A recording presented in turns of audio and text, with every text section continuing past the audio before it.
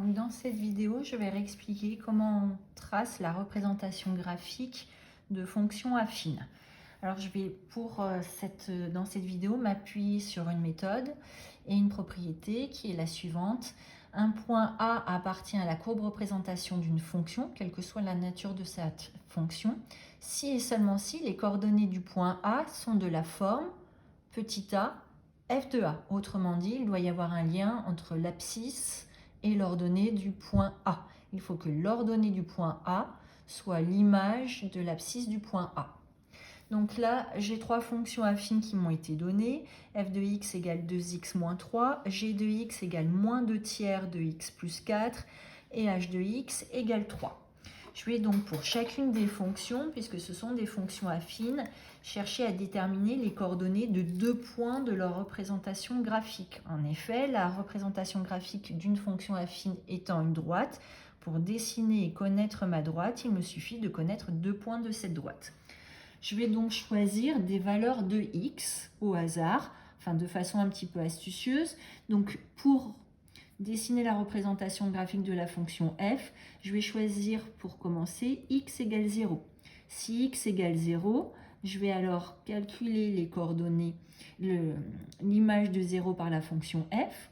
Donc je vais calculer f de 0, ça va me donner 2 fois 0 moins 3, ça va me donner le nombre moins 3. Je peux donc affirmer que le point de coordonnées 0, moins 3 appartient à C de f, grâce à la propriété ici que nous avons rappelée. Donc je vais placer le point de coordonnées 0, moins 3. Maintenant que j'ai un premier point de ma droite, je vais chercher un second point de ma droite. Donc je choisis là encore une valeur de x au hasard. Je vais choisir par exemple x égale 3. À ce moment-là, je vais calculer f de 3. Je vais donc faire 2 fois 3 moins 3. 2 fois 3, 6. Moins 3, 3. Je peux donc affirmer que le point de coordonnées 3, 3 appartient à C de f. Je vais placer le point de coordonnées 3, 3. Et je vais donc tracer la droite qui passe par les deux points obtenus.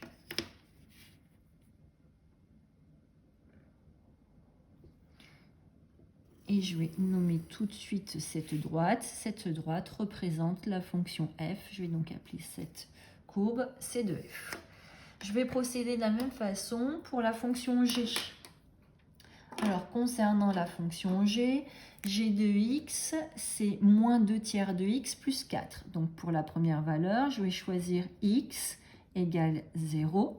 Je vais donc calculer g de 0. Ça va me donner moins 2 tiers fois 0, ce qui fait 0. 0 plus 4, ça va me donner 4.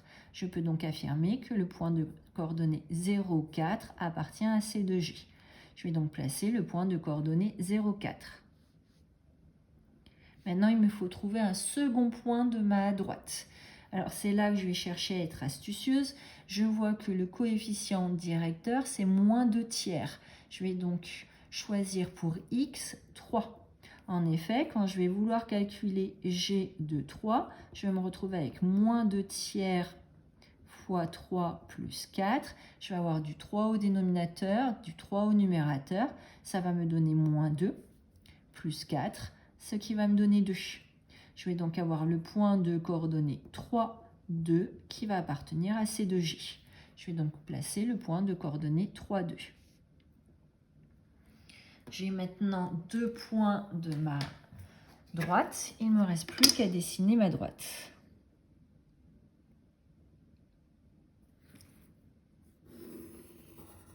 Et je vais nommer la droite que je viens de dessiner. C'est la courbe qui représente la fonction g. Dernier exemple, gh de x égale 3x. Donc, je vais procéder de la même façon. Je vais choisir pour x égale 0. Donc, si x égale 0, h de 0, ça va me donner 3 fois 0, c'est-à-dire 0. Je vais donc placer le point de coordonnées 0, 0. De la même façon, je vais choisir une autre valeur pour x. Je peux choisir par exemple x égale 1. Et à ce moment-là, j'aurai h de 1 qu'il faudra 3 fois 1, c'est-à-dire 3. Je vais donc placer le point de coordonnées 1, 3.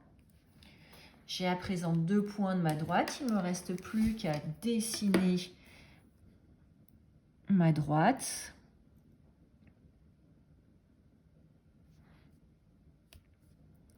Donc je dessine ma droite et je vais la nommer. La droite ici, cette courbe, elle représente la fonction h. Enfin, je peux aussi contrôler et me rassurer rapidement. La fonction f, c'est une fonction affine dont le coefficient directeur est 2. 2 étant positif, je dois avoir affaire à une fonction qui est croissante. C'est bien le cas ici, ma droite monte entre guillemets. Quand je regarde la fonction g, c'est une fonction affine dont le coefficient directeur est négatif. J'ai donc affaire à une fonction qui est décroissante sur R. Je suis rassurée parce que ma droite descend entre guillemets. Et enfin, h, c'est une fonction qui est affine, qui a le bon goût d'être aussi linéaire, donc elle doit passer par l'origine de mon repère, c'est bien le cas. Et enfin, son coefficient directeur vaut 3.